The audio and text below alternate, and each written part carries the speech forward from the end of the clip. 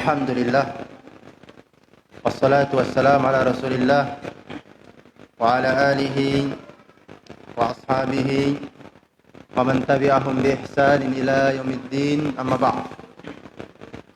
Ikhwani fid din wa akhwati fillah, rahimakumullah. Alhamdulillah, pada kesempatan ini kita akan lanjutkan kembali pembahasan dari tulisan Al-Qawaid Al-Arba' tentang 4 kaidah yang berkaitan dengan tauhid dan kesyirikan. Jadi kita sudah sampai pada atau sudah selesai kaidah yang ketiga, dan sekarang kita akan masuk kaidah yang berikutnya, yaitu kaidah keempat. Kaidah yang keempat.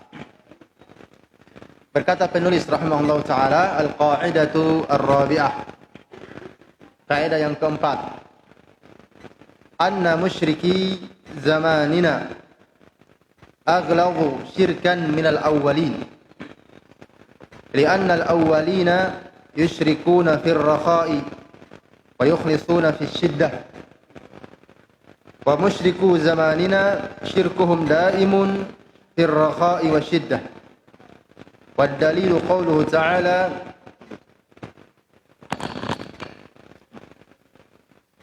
فإذا ركبوا في الفلك دعوا الله مخلصين له الدين فلما نجاهم إلى البر إذا هم يشركون. Kata beliau, kaidah yang keempat, bahwasanya orang-orang musyrik di zaman kami ini, di zaman siapa? Zaman penulis Syekh Muhammad At-Tamimi rahimahullah ta'ala, itu pada abad ke-12 Hijriah. Sekarang abad ke-berapa? Abad ke-15.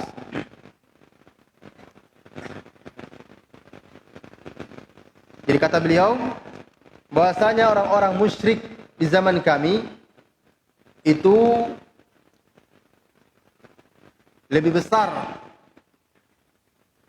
kesyirikannya daripada orang-orang terdahulu. Daripada orang-orang terdahulu. Kenapa? Kata beliau, karena orang-orang terdahulu itu orang-orang Quraisy, kafir Quraisy ketika itu, orang musyrik Quraisy ketika itu, mereka berbuat syirik pada saat ar-rakha, itu ketika mereka senang, ketika mereka lapang, ketika keadaan kondisi mereka senang, lapang, disitulah mereka berbuat syirik kepada Allah Subhanahu wa taala. Wa yukhlisuna fi syiddah, dan mereka ini itu orang-orang musyrik dahulu, mereka mengikhlaskan ibadah kepada Allah pada kondisi sempit, pada kondisi susah, pada kondisi bahaya. Mereka apa? Mengikhlaskan ibadah, mengikhlaskan doa hanya kepada Allah. Ini orang-orang musyrik di zaman dahulu. Kata beliau, berbeda dengan orang-orang musyrik zaman kami. Kata beliau, kesyirikan mereka itu kontinu, selalu. Baik pada saat senang, pada saat mereka diberikan kelapangan, waktu yang menyenangkan, begitu juga pada waktu asyiddah, waktu susah, waktu sempit, mereka berbuat syirik tanpa terkecuali. Tanpa terkecuali. Jadi ini kaidahnya. Kaidah keempat. Bahwasanya intinya kesyirikan orang-orang zaman dahulu itu kalau dilihat dengan kesyirikan yang terjadi, yang dilakukan oleh sebagian orang-orang musyrik di zaman ini, sejak zamannya penulis yang beliau lihat secara langsung, bahkan masih sampai di waktu kami ini, kita ini, itu dari sisi mereka berbuat syirik pada kondisi lapang, begitu juga dari sisi mereka berbuat syirik pada kondisi sempit. Ini orang-orang di zaman kita itu justru lebih keras kesyirikannya, lebih besar kesyirikannya daripada orang-orang zaman dahulu. daripada orang-orang apa? Zaman dahulu. Orang-orang zaman dahulu di zaman Nabi, orang-orang musyrik di zaman Nabi, kapan mereka berbuat syirik? Ketika mereka di waktu luang, waktu sehat seperti ini. Mereka berbuat syirik kepada Allah. Namun ketika mereka ditimpa kesusahan, mereka tidak berbuat syirik kepada Allah. Mereka langsung ingat, hanya Allah yang bisa apa? Memberikan pertolongan kepada mereka. Hanya Allah yang bisa memberikan pertolongan kepada mereka. Bukan sembahan-sembahan mereka. Jadi mereka tahu kepada siapa mereka berdoa. Itu orang-orang musyrik dahulu. Mereka tahu kepada siapa mereka harus berdoa dan meminta. Itu Allah Subhanahu wa taala. Berbeda dengan orang-orang musyrik belakangan. Mereka mengaku muslim, namun mereka berbuat syirik. Di saat senang berbuat syirik. Coba lihat. Di saat senang, saat lapang, mereka berbuat syirik kepada Allah. Berbuat syirik. Buat sesajen-sesajen. Potong sapi, potong ayam untuk penghuni-penghuni, penunggu-penunggu. Kesyirikan. Mengagungkan orang-orang mati di kuburan-kuburan mereka dengan cara menyembelihkan hewan, bahkan berdoa kepada mereka, meminta kepada mereka di kuburan-kuburan orang-orang yang dianggap wali. Kita datangi, mereka itu datang, mereka berdoa di situ. Ya fulan, berikan saya ini. Dalam keadaan mereka lapang, mereka bisa melakukan apa saja. Ini keadaan orang-orang musyrik belakangan. Orang-orang yang melakukan kesyirikan belakangan. Bahkan ketika mereka ditimpa musibah, mereka juga berbuat apa? Berbuat syirik. Ditimpa musibah, berbuat syirik. Coba perhatikan yang terjadi di sebagian tempat. Ditimpa musibah, mereka justru berbuat kesyirikan. Dalam keadaan mereka berbuat syirik, membuat persembahan-persembahan kepada jin-jin, penunggu laut dan seterusnya. Datang tsunami. Di saat mereka berbuat kesyirikan. Kemudian setelah datang bencana tersebut, apa yang terjadi?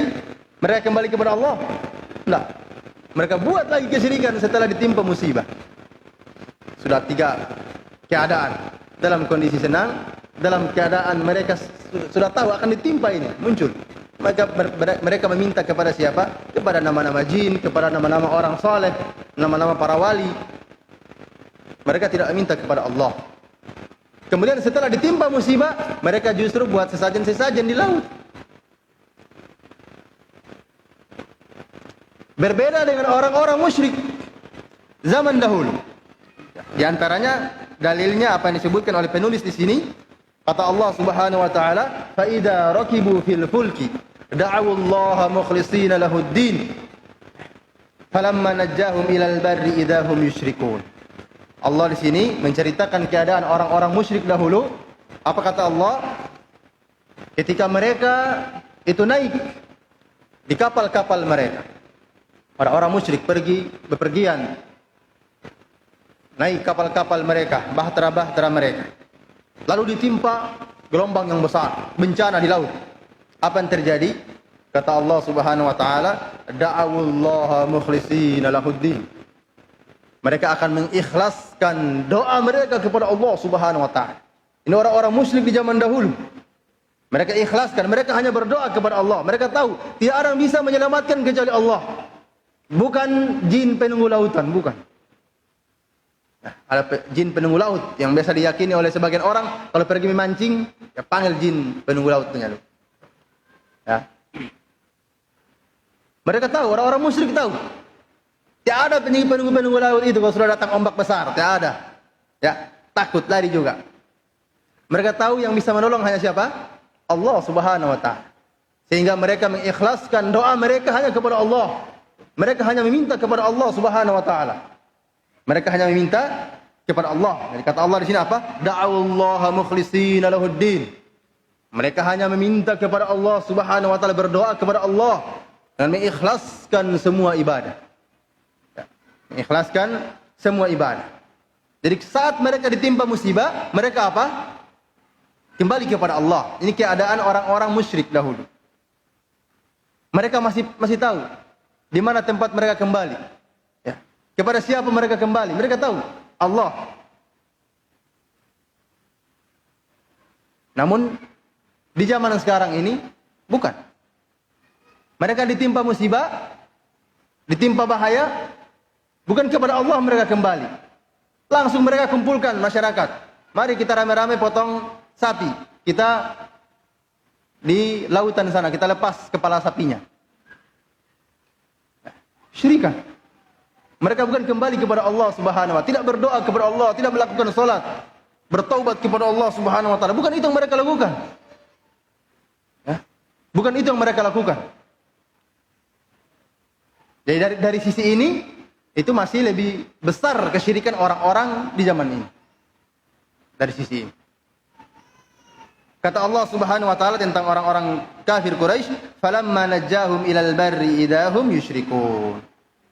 Namun ketika mereka telah diselamatkan, sudah terbebas, Allah Subhanahu wa taala sudah selamatkan mereka, sudah sampai di daratan dalam keadaan selamat, kemudian mereka kembali lagi berbuat syirik karena sudah selamat bahaya. Ya. Sudah selamat dari apa? Dari bahaya. Sudah senang lagi mereka. Sudah lanjutkan lagi berbuat syirik. Orang-orang dahulu. Tapi mereka tahu, kalau kapan ditimpa musibah, mereka kembali kepada siapa? Kepada Allah. Tidak seperti orang-orang yang berbuat kesyirikan di zaman ini. Mereka ditimpa musibah, justru mereka kembali kepada makhluk-makhluk. Meminta kepada selain Allah Subhanahu wa taala. Jadi ini kaidah yang terakhir, ya. Kaidah yang terakhir. Jadi sangat jelas. Sangat jelas bahwasanya orang-orang musyrik dahulu itu mereka masih mengikhlaskan ibadah mereka kepada Allah Subhanahu wa taala pada sebagian kondisi. Khususnya kondisi ketika mereka ditimpa bahaya, ditimpa kesempitan. Mereka tahu bahwasanya Allah Subhanahu wa taala adalah satu-satunya yang harus kita tuju ketika kita ditimpa musibah. Ditimpa musibah. Jadi yang seperti ini harus kita pahami dengan baik. Seorang muslim yang benar-benar muslim, benar-benar mentauhidkan Allah Subhanahu wa taala, kapan dia ditimpa musibah, maka dia kembali kepada Allah Subhanahu wa taala. Jadi pada saat dia senang dan susah, dia mendapatkan nikmat, mendapatkan bahaya, dia kembali kepada Allah.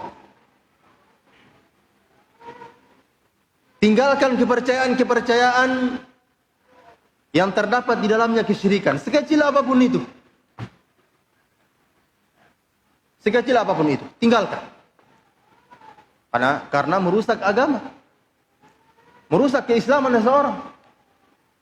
Merusak keislaman seseorang.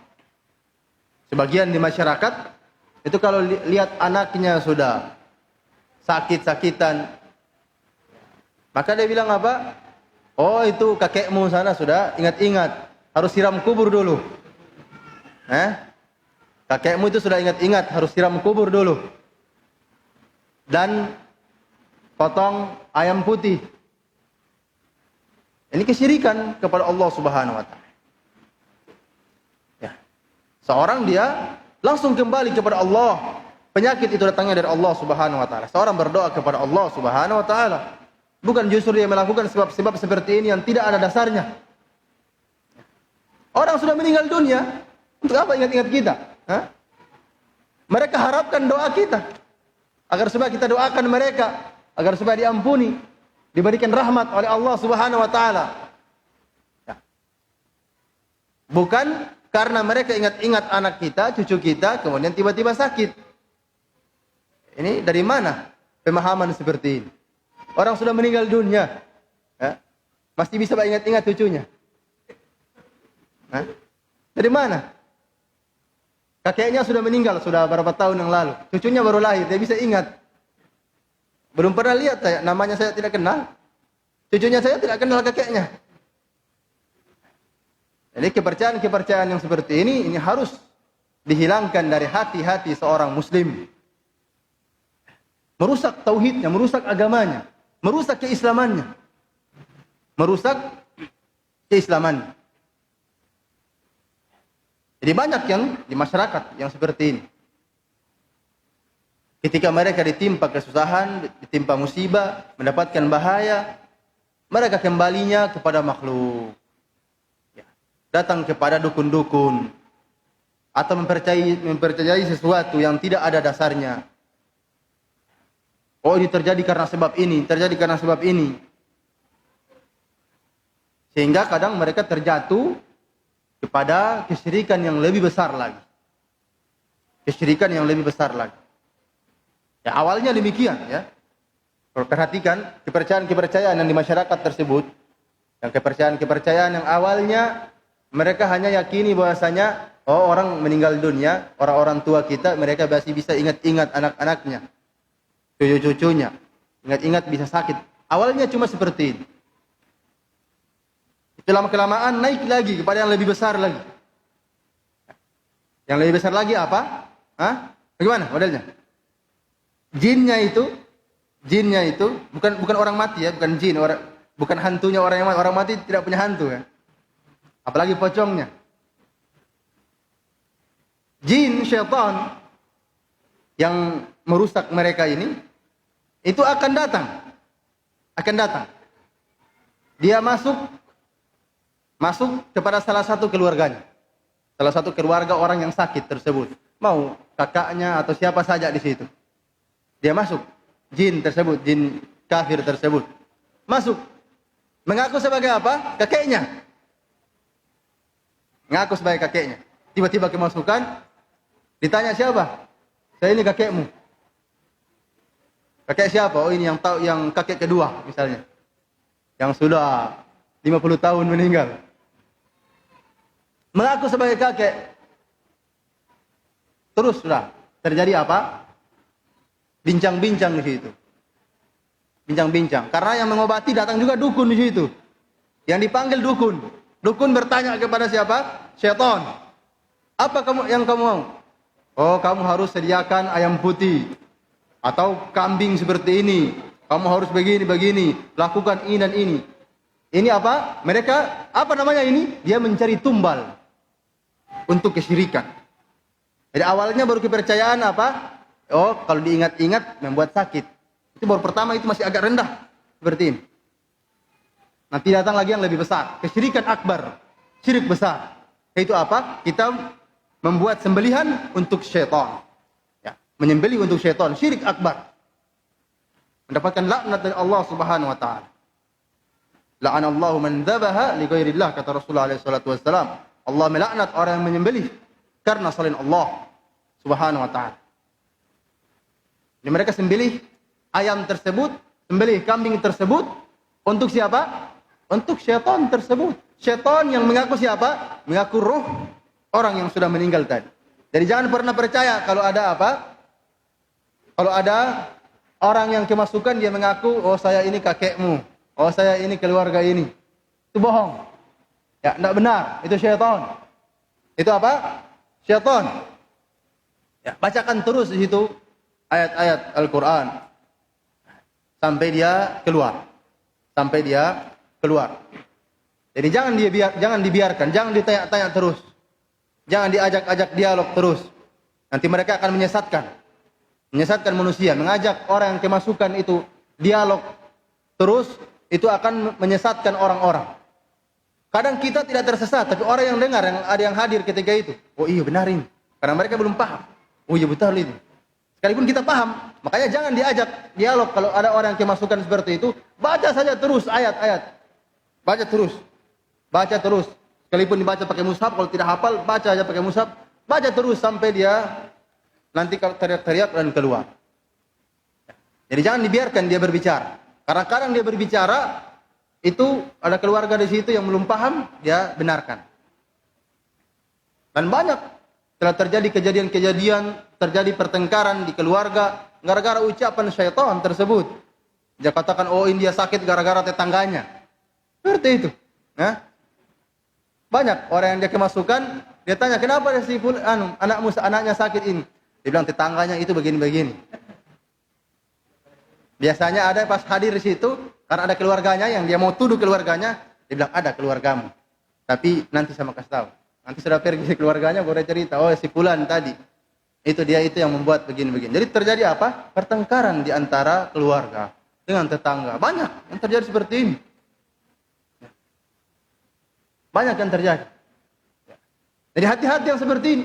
Semua ini adalah bentuk-bentuk apa? Bentuk-bentuk syaitan membuat kita terjerumus ke dalam apa? Ke dalam kesyirikan. Ke dalam kesyirikan. Jadi harus seorang muslim itu dia menjaga dirinya, menjaga agamanya dari perkara-perkara yang bisa merusaknya, terlebih khususnya yaitu masalah kesyirikan. Masalah apa? Kesyirikan. Jadi ini kaidah keempat.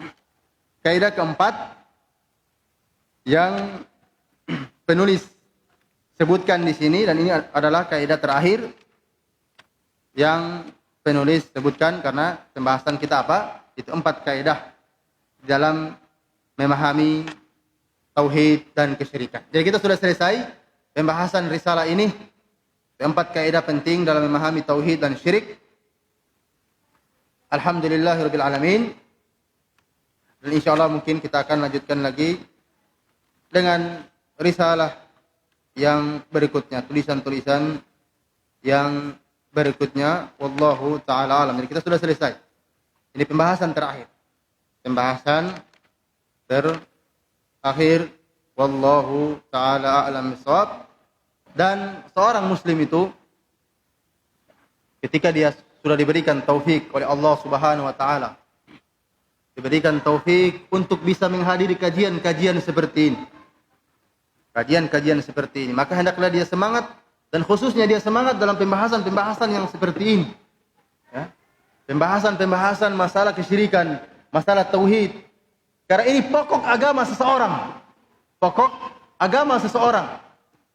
Nabi SAW berdakwah di Makkah menyerukan agar supaya seorang itu dia beribadah hanya kepada Allah dan menjauhi kesyirikan. Itu inti agama Islam. Inti agama Islam. Dan seorang harus dia semangat mempelajari seperti ini. Selesai belajar satu kitab penjelasan para ulama, dia pindah lagi ke kitab yang berikutnya, yang berisi penjelasan tentang masalah tauhid, masalah kesyirikan, dan seterusnya.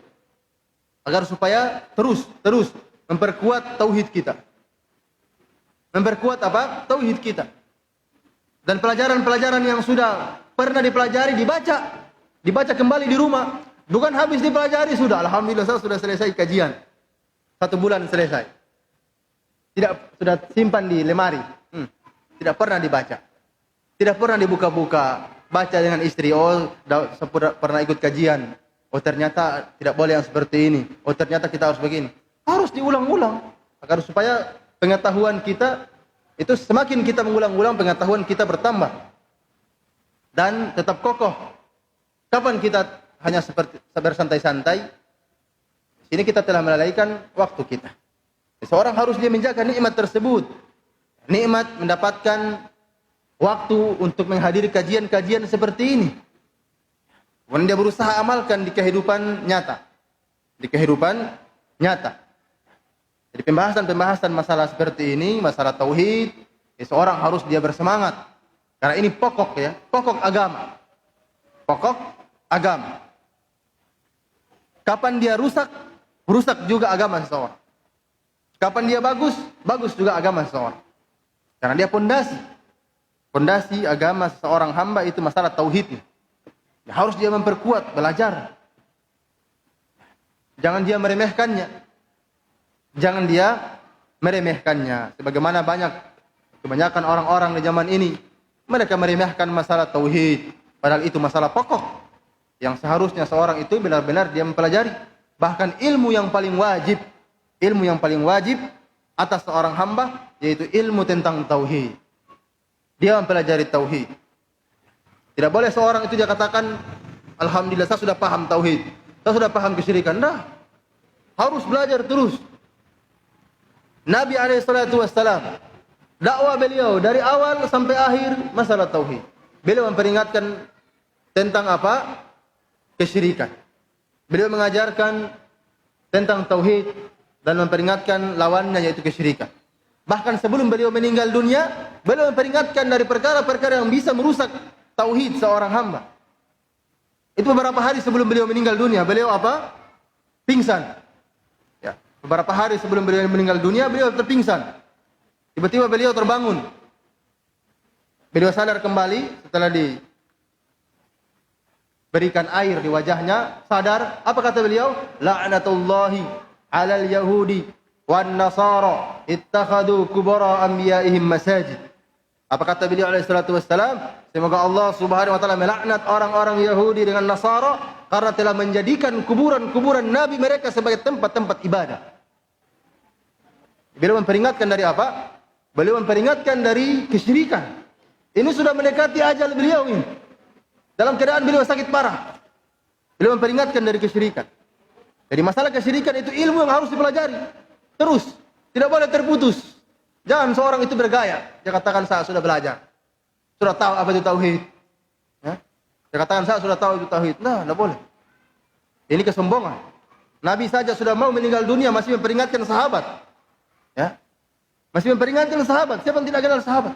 Para sahabat orang yang paling bertauhid setelah para nabi dan rasul. Para sahabat orang yang paling bertauhid setelah para nabi dan rasul. Pada saat yang bersamaan Nabi SAW masih memperingatkan mereka dari kesyirikan. Dari kesyirikan. Perkara yang sangat besar.